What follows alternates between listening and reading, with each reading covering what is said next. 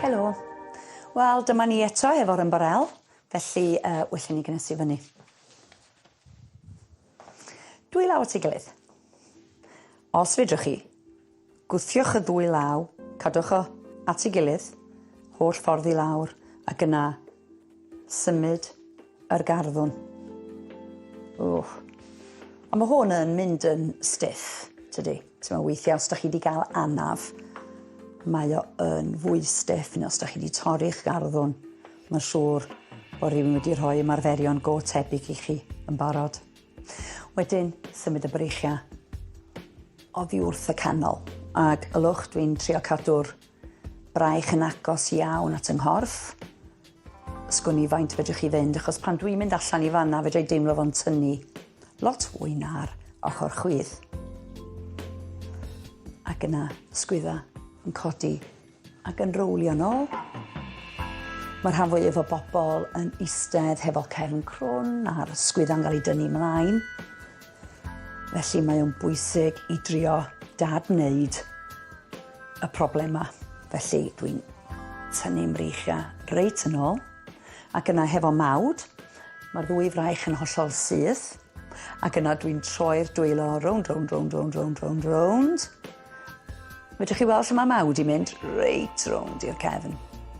Ac yna dwylo yn troi. Mae hwn lot haws i'r rhan fwyaf o bobl, achos fel hyn maen nhw fel arfer efo sgwydda'n grwn. Felly, dyn ni'n rowlio, rowlio, rowlio, rowlio, rowlio, rowlio reit yn ôl. A wedyn sgwnio os fedrwch chi fynd a'ch dwylo'n bellach yn ôl.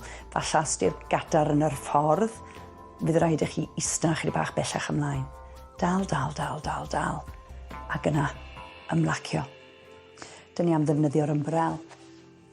Dwi'n siŵr dyn ni wedi gwneud hwn o'r blaen, ond mae'r ymestynniad yma yn un bach da.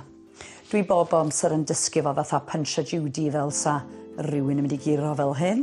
Dwi'n mynd ar ffon neu'r ymbrel heddiw yma, tu ôl i'r ysgwydd. Dwi'n gafel o dano, ac yna dwi'n tynnu'r ymbrel tuag at yng nghorff. A dwi'n tynnu'r cyhyran ymestyn, ymlacio, ac yna unwaith eto, reit rownd. Ac yna dwi am wneud i'r ochr arall.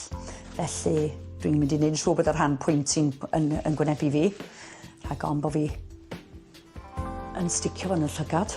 Felly, gafal, ymestyn, ac yna ymlacio, ac ymestyn,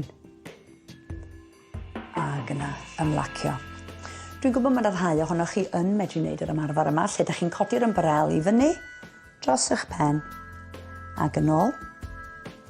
Ac fel ydych chi'n gwneud hwn, triwch eich gorau glas i beidio stwffio'r pen ymlaen a gwneud yr sgwydda'r cefn yn grwn.